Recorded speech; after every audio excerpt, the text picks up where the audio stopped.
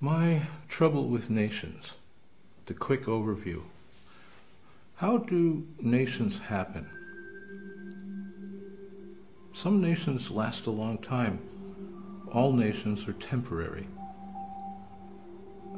Let's think about how do they come and go. Some nations form around a particularly strong gang leader. Some nations arise from tribes or collections of tribes who want to keep a piece of territory for themselves. Very often, nations happen when one group of people feels oppressed by another group whom they see as a foreign power. In other words, somebody who is not of us is controlling us and we don't like it, so we declare independence from them in order to gain our liberty from oppression. Which sounds great in the present tense, but a generation or two later, the people invariably start feeling oppressed again by the same institutions their forefathers created in the name of liberty. There's a reason for that, and it's because the dead may not rule the living. People don't like being born into the rules of a club they never asked to join. When the people's sense of collective identity, of being somehow us, begins to unravel, then their leaders get scared of losing power. They can hang on to power by brute force, by terrorizing the people, but only for a while. Ultimately, they need the people's acquiescence. So they can extend the lifespan of the state by rekindling a sense of nationalism in the people. That's where enemies come in handy. If you convince a group of people that they're under threat from somebody out there, and only you can defend them, they will keep following you for a little longer. Enemies are a nation-state's best friend. Well, most nations do have enemies. Governments talk about national security because they are defined by insecurity. To be a nation, they have to guard their borders to keep the invaders out. So they're continuously saying, this is ours, not yours, and sorry, you can't come in. And that has a way of pissing people off. Also, to grow their nation's economic power, they may need stuff that somebody else has. Minerals, fertile soil, access to sea lanes. When bargaining doesn't work, they dream up excuses to go conquer other people in other places to secure access to those resources for their national interest. And that's another way to piss people off. So, the more nation-like a nation behaves, the more enemies they get. And even when they don't have enough enemies, it's easy to invent some.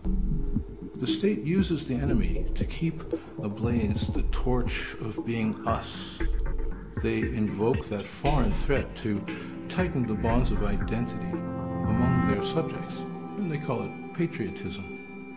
Patriotism is a religion. Like most religions, it has songs you can sing and symbols you can wave around. It makes you feel like you belong to something bigger than you. And like most religions, its core article of faith is something very hard to believe. Patriotism is founded on a preposterous idea that we here deserve something that somebody else does not because we're here. That the piece of real estate we're standing on somehow makes us right. Of course, that goes against common sense, but it's something you're supposed to believe in, or else you're an infidel.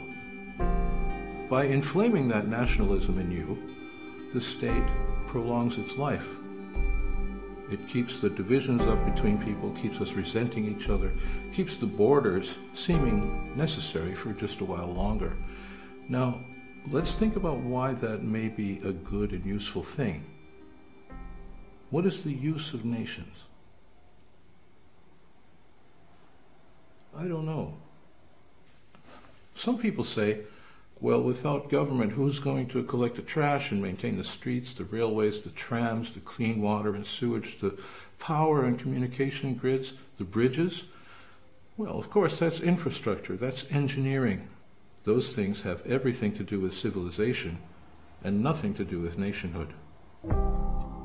You could take a train across several countries because the rails and times are standardized. You can use the same electric plug in like a dozen different countries. You can use the same internet protocol all over the world. Nationhood doesn't make those things. Organization does. Agreement does. People have been organizing civil engineering projects since long before we had nation states. So that can't be the use of nations. I have one friend who says, well, we need a nation to have a foreign policy. True. It's a little circular though, isn't it? I mean, we need nations to have a foreign policy because there are nations. That's orbiting the question, not answering it. So what is the utility of foreignness? What good is it doing us? That can't be the use of nations. There are people who say, we don't want to live like them over there. We want to live our way.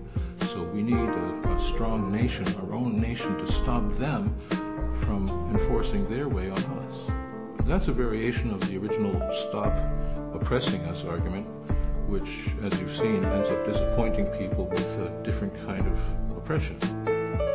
As long as people keep believing that nationhood is a necessary precursor to liberty, they're going to continue to be disappointed. In reality, people can only become free one by choosing to be free. So liberty from oppression cannot be the use of nations.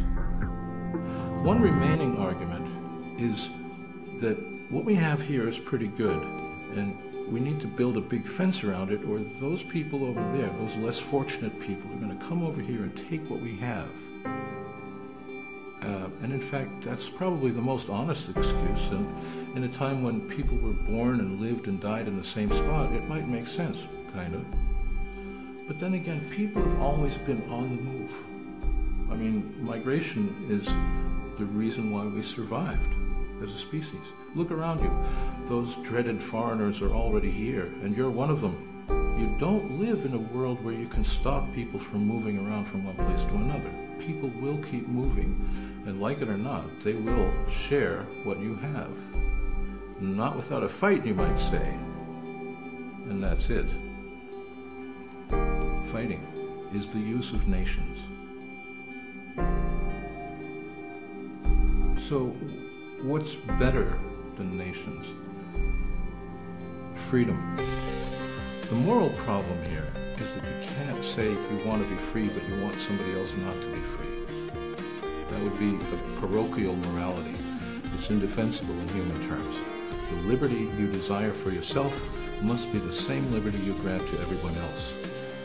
The only way to preserve liberty is to respect it in each other. Weapons can't do that for us. Police and courts can't do that for us. National boundaries won't do that for us.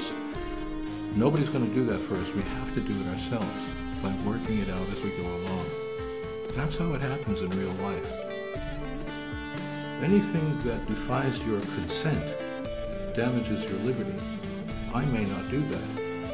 And if I may not, some guy that died 200 years ago also may not. The dead may not rule the living. Liberty is primary. And if you believe, as I do, that liberty is the law, then nations are against the law.